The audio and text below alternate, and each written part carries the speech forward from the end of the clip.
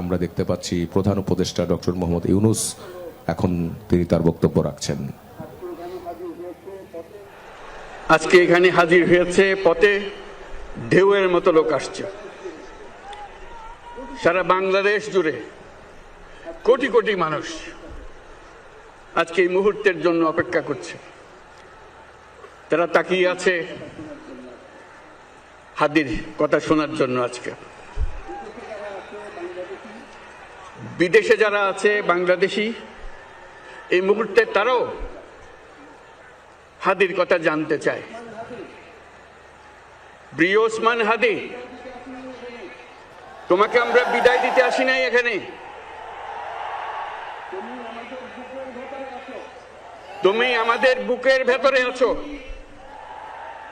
এবং চিরদিন বাংলাদেশ যতদিন আছে তুমি সকল বাংলাদেশির বুকের মধ্যে থাকবে। এটা কেউ সরাতে পারবে না। আমরা আজকে তোমাকে প্রিয় হাদি বিদায় দিতে আসিনি। আমরা তোমার কাছে আমরা ওয়াদা করতে এসেছি। তুমি যা বলে গেছো সেটা যেন আমরা পূরণ করতে পারি, সেই ওয়াদা করার জন্য আমরা একত্র হয়েছি। সেই ওয়াদা শুধু আমরা নয়, পুরুষানুক্রমে বাংলাদেশের সব মানুষ পূরণ করবে। সেই ওয়াদা করার জন্যই আমরা তোমার কাছে আজকে এসেছি, সবাই মিলে যে যেখানে আছি।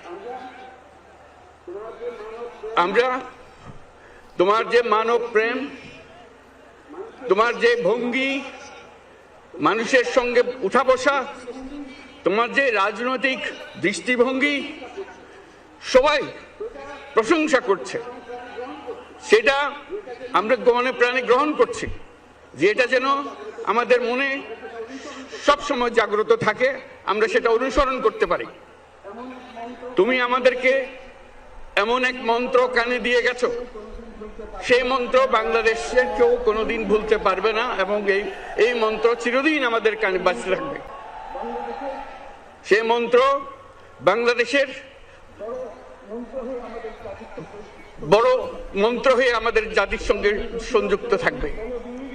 তোমার মন্ত্র ছিল চলো বলবীর চির উন্নত মমশির।